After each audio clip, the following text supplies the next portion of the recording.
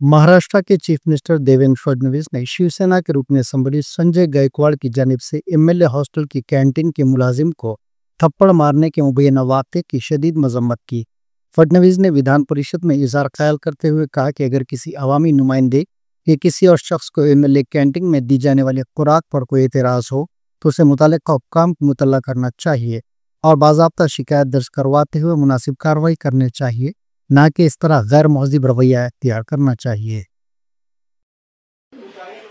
नाही, परब साहेबांचं जरी मत असलं की टावेलवर का मारलं तरी टावेलवर मारलं किंवा कशावरही मारलं तरी ते चुकीचंच आहे, ते योग्य नाही आहे।